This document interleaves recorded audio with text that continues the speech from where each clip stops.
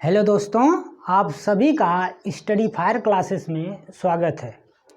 दोस्तों, कल मैं संविधान की प्रस्तावना का लेक्चर एक शूट किया था, जो आप लोगों ने काफ़ी मैंने देखा कि वैल्यू दिया उसको।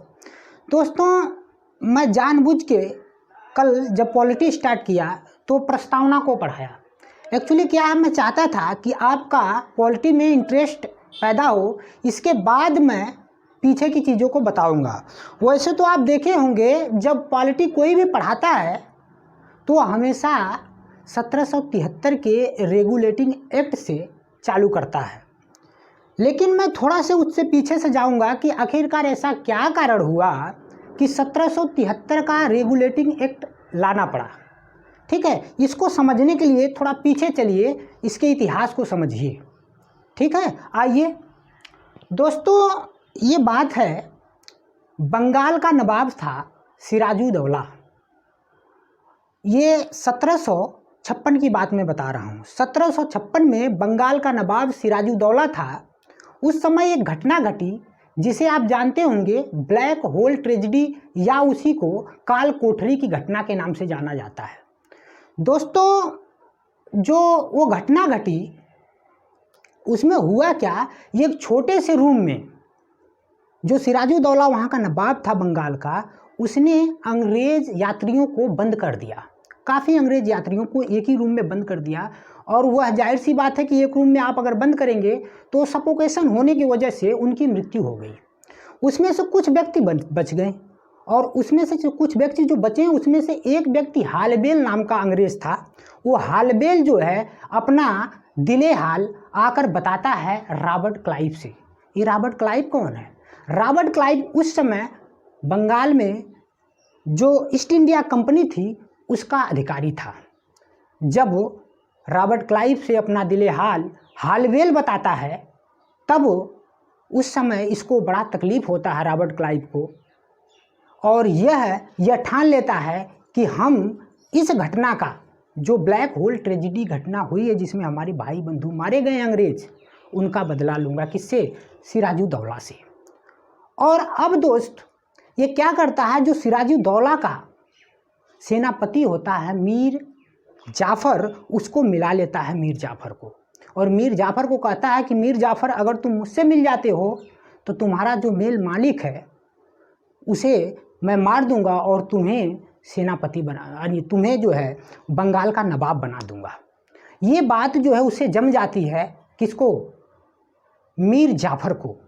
और मीर जाफ़र को जब जम जाती है ये बात, तो वह यही होता है कि आप देखेंगे, जब 1757 का जो प्लासी का युद्ध है वह होता है, और उसमें जो मीर जाफ़र है, जो सिराजुद्दौला का सेनापति है, वह क्या करता है, अपने सेना को आर्डर ही नहीं देता है लड़ने के लिए, जबकि 20,000 की सेना थी उनकी। अब सोचिए, 20,000 की सेना थी, और इधर से मात्र 300-350 सेना थी अंग्रेजों की। लेकिन ये 350 सेना जो सिराजुद्दौला की सेना थी उस पर भारी पड़ जाता है, सिर्फ एक सेनापति की वजह से, वो मीर जाफ़र की वजह से, और सिराजुद्दौला उस युद्ध में मारा जाता है। उस युद्ध का नाम मैंने क्या बताया? 1757 का प्लासी का युद्ध। ठीक है, इस बात को याद रखिए, क्योंकि ये क्वेश्चन बन चुके हैं, लेकिन ये इतिहास की बातें हैं, लेकिन इसको जोड़ना बहुत ज़रूरी था आगे, ताकि 1773 के रेगुलेटिंग एक्ट को आप बढ़िया से समझ पाएँ। अब दोस्तों, जब ये घटना घट गई, तब ब्रिटेन में बड़ी वाहवाही होने लगी रॉबर्ट क्लाइव की, कि भाई वहाँ के राजा को रॉबर्ट क्लाइव ने बड़ी आसानी से मार दिया। उसके सम्मान करने के लिए उसे ब्रिटेन बुला लिया गया। और इसके बाद आगे जो है, आगे मीर जो जाफ़र था, मीर जाफ़र जिसकी मैं बात कर रहा था, सिराजुद्दौला का सेनापति, उसे सिराजुद्दौला के स्थान पर उसे जो है बंगाल का नवाब बना दिया गया।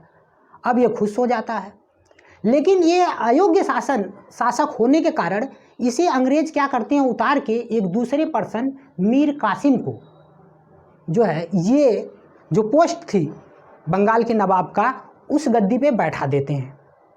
अब जो है, जब ये बैठ जाता है, कौन? मीर कासिम।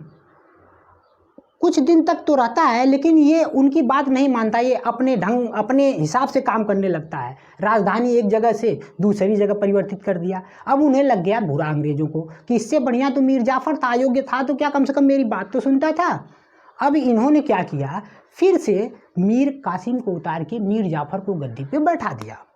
अब ये आके मीर जो जाफ़र है फिर से बैठ जाता है, लेकिन मीर कासिम को बड़ा बुरा लगता है और ये चला जाता है मुग़ल शासक शाह आलम द्वितीय के पास। शाह आलम द्वितीय के पास जाता है कि मैं चाहता हूँ कि जो अंग्रेज़ हैं उनको हराया जाए। अब शाह आलम जो द्वितीय थे वो भी परेशान थे अंग्रेज़ों से। उन्हें कहा भैया इससे बढ़िया मौका क्या है। उन्होंने कहा ऐसा करो, हम दोनों तो हैं, कोई अगर तीसरा भी मिल जाए तो मिला लो, ताकि सभी लोग मिल के अगर लड़ेंगे अंग्रेज़ों से तो आसानी से जीत जाएंगे। अब ये जो मीर कासिम है ये चला आता है अवध के नवाब के पास, शुजाऊ दौला के पास। वो मैं नाम जो बोला था सिराजू दौला था, ये शुजाऊ दौला है, दोनों में फ़र्क है, नाम थोड़ा टेढ़े हैं पर आपको याद रखना है। तो शुजाऊ दौला के पास आता है और इन तीनों की संयुक्त सेना, यानी कि इनकी, मैंने बोला मुग़ल शासक शाह आलम द्वितीय, मीर कासिम और शुजाऊ दौला की लड़ाई होती है किससे, अंग्रेज़ों से। उस समय अंग्रेज़ों का जो नेतृत्व कर रहा था वो हेक्टर मुनरो था। कौन था? Hector Munro. अब लड़ाई होती है, इस लड़ाई को दोस्तों जाना जाता है 1764 का बक्सर का युद्ध। क्या? 1764 का बक्सर का युद्ध। लड़ाई होती है और इन तीनों का संयुक्त सेना हार जाती है अंग्रेज़ों से, यानी अंग्रेज़ भारी पड़ जाते हैं। और जिसके तहत दोस्तों आप सुने होंगे पहले जब लोग हार जाते थे तो संधि होती थी और उस संधि के तहत पूरे प्रांत का प्रांत हार जाते थे। यही हुआ कि जब ये तीनों की संयुक्त सेना हार गई तो जो अवध के नवाब थे शुजाऊ दौला और शाह आलम जो द्वितीय थे, इन लोगों को संधि करना पड़ा। और जब संधि की तो हुआ क्या कि जो आप सुने होंगे एक संधि 1765 की संधि बहुत प्रसिद्ध है, उसे जो है इलाहाबाद की संधि के नाम से जाना जाता है, प्रथम और द्वितीय। ठीक है, वो संधि की और इसके तहत ये लोग हार जाते हैं। कौन कौन सी प्रेसिडेंटी हारते हैं आप देखिए, बिहार, इधर उड़ीसा और बंगाल, इन तीनों पर जो है दीवानी मिल जाती है अंग्रेज़ों को। दीवानी का मतलब होता है उनको ऐसा अधिकार मिल गया जिसके तहत वह टैक्स कलेक्शन कर सकते हैं। अब अंग्रेज इन तीनों प्रांत से आराम से टैक्स कलेक्शन कर रहे हैं और इसकी वजह से उन्हें बहुत ताकत मिल गई। और जब बहुत ज़्यादा ताकत मिल गई तो फिर ये ब्रिटेन में जो वहाँ का पार्लियामेंट है, या मैं कहूँगा वहाँ का जो मंत्रिमंडल था, उसके दिमाग में कई सारे आइडिया आने लगे कि क्यों ना कुछ ऐसा कानून, कुछ ऐसा नियम बनाया जाए जिससे हम भारतीयों को रेगुलेट कर सके, चला सके। और दोस्तों आप देखेंगे कि उसी के 8 साल बाद जो है यह 1773 का रेगुलेटिंग एक्ट आता है। और 1773 का रेगुलेटिंग एक्ट आया और इस तरह से आप देखेंगे कंपनी के शासन पर संसदीय नियंत्रण स्थापित किया गया और इसके द्वारा केंद्रीय प्रशासन की नींव रखी गई। दोस्तों जो 1773 का रेगुलेटिंग एक्ट आया उसी के तहत 1774 में बंगाल में उच्च न्यायालय की स्थापना की गई। किसकी? उच्च न्यायालय की। और उच्च न्यायालय की स्थापना जो की गई उसमें जो मुख्य न्यायाधीश बनाया गया वह सर एलिजा इम्पे को बनाया गया। किसको? सर एलिजा इम्पे को बनाया गया। सर एलिजा इम्पे को बनाया गया। और 3 अन्य जो है न्यायाधीश बने जिसका नाम हाइड, लिमेस्टर और आप देखेंगे तो चेम्बर था। यहाँ देखेंगे आप चेम्बर, लिमेस्टर और हाइड था। दोस्तों ये इस तरह से इसके तहत कंपनी के कर्मचारी को निजी व्यापार करने और भारतीय लोगों के उपहार व रिश्वत लेना प्रतिबंधित कर दिया गया। ये सारे पॉइंट 1773 रेगुलेटिंग एक्ट के अंतर्गत ही आते हैं। दोस्तों अब आप आगे आइए, 1784 का पिट्स इंडिया एक्ट आया। 1784 का पिट्स इंडिया एक्ट, इस एक्ट के द्वारा दोहरे प्रशासन का प्रारंभ किया गया। यानी दोहरा प्रशासन का मतलब क्या है कि बोर्ड ऑफ डायरेक्टर्स और बोर्ड ऑफ कंट्रोलर बनाया गया। बोर्ड ऑफ डायरेक्टर जो बनाया गया उसमें क्या हुआ कि जो व्यापारिक मामले थे, जो व्यापार से संबंधित मामले थे जो हम ईस्ट इंडिया कंपनी की बात कर रहे हैं, उसको कौन देखेगा? बोर्ड ऑफ डायरेक्टर देखेगा। और जो बोर्ड ऑफ कंट्रोलर आप देख रहे हैं, ये जो राजनीतिक मामले हैं उसको देखेगा। यानी अब दो एक तरह से शक्ति जो है बन रही हैं।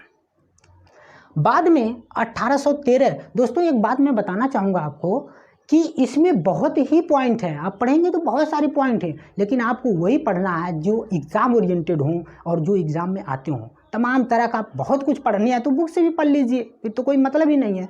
इसलिए आप इस बात को सुनते रहिए। 1813 का चार्टर अधिनियम आता है दोस्तों, और ये 1813 का जो चार्टर अधिनियम आया, अब आप देखेंगे इसके क्या महत्व हैं। कंपनी के अधिकार को 20 वर्ष के लिए बढ़ा दिया गया और कंपनी के भारत के साथ व्यापार करने के एकाधिकार को छीन लिया गया। ये पॉइंट बहुत इंपॉर्टेंट है दोस्तों। और आगे तीसरी भी बहुत इंपॉर्टेंट है, चीन के साथ व्यापार एवं पूर्वी देशों के साथ चाय के व्यापार के संबंध में 20 वर्षों का एकाधिकार प्राप्त रहा। कि भाई जो ब्रिटेन था उसने कंपनी को कह दिया कि ऐसा है, आप सारे अधिकार आपके छीन लिए गए हैं, मात्र 2 जगह आप व्यापार कर सकते हैं, एक चीन और दूसरा चाय के साथ। ठीक है दोस्तों, ऐसा क्यों किया गया? आप सोचिए ऐसा क्यों किया गया होगा। क्योंकि जो ईस्ट इंडिया कंपनी थी, यहाँ से जो है टैक्स जो कमाई थी, उससे टैक्स जो है ब्रिटेन सरकार को मिलता था और अच्छा खासा टैक्स देती थी। तो ब्रिटेन सरकार के दिमाग में ये बात आ गई कि यार क्यों ना ये कंपनी के बजाय कई कंपनियां को हम भेजें, कई कंपनियां रहेंगी तो टैक्स कलेक्शन और होगा। इसलिए एकाधिकार को इसके समाप्त कर दिया। समझ रहे हैं? अच्छा, अब आता है दोस्तों 1833 का चार्टर एक्ट अधिनियम। ये बहुत महत्वपूर्ण है, इसमें बहुत सारी पॉइंट हैं लेकिन मैंने कुछ पॉइंट को उठाए हैं। 1833 का जो चार्टर एक्ट अधिनियम आया दोस्तों, इसमें क्या किया गया? इसके द्वारा कंपनी के व्यापारिक अधिकार को पूर्ण रूप से समाप्त कर दिया गया और प्रशासनिक अधिकार को दे दिया गया। यानी जो व्यापारिक अधिकार था उसको तो समाप्त कर दिया गया, लेकिन प्रशासनिक अधिकार को सौंप दिया गया। दोस्तों ये जो है व्यापारिक, अगर ये क्वेश्चन आपसे आए कि पूर्ण रूप से जो व्यापारिक अधिकार था ईस्ट इंडिया कंपनी के पास किस चार्टर अधिनियम में समाप्त हुआ, तो आप कहेंगे कि 1833 के चार्टर अधिनियम के द्वारा। ठीक है दोस्तों, ये पहला पॉइंट था। दूसरा क्या है? बंगाल के गवर्नर जनरल को भारत का गवर्नर जनरल कहा जाने लगा। देखिए, बंगाल के गवर्नर जनरल को भारत का गवर्नर जनरल कहा जाने लगा। और भारत का गवर्नर जनरल आप देखेंगे तो वो बना था पहला लॉर्ड विलियम बेंटिंग। ठीक है, लॉर्ड विलियम बेंटिंग। ठीक। और दोस्तों आप देखेंगे तो इसमें एक पॉइंट आप शायद आप देखेंगे, मैंने कहीं लिखा जरूर होगा, फिलहाल वो बातें अभी मैं आपको समझाऊंगा, पहले इस पॉइंट को आप समझते चलिए। ठीक है, अब देखिए दूसरा पॉइंट, अब इसी का ये तीसरा पॉइंट यहाँ मैंने लिखा है किसका? 1833 का चार्टर अधिनियम का।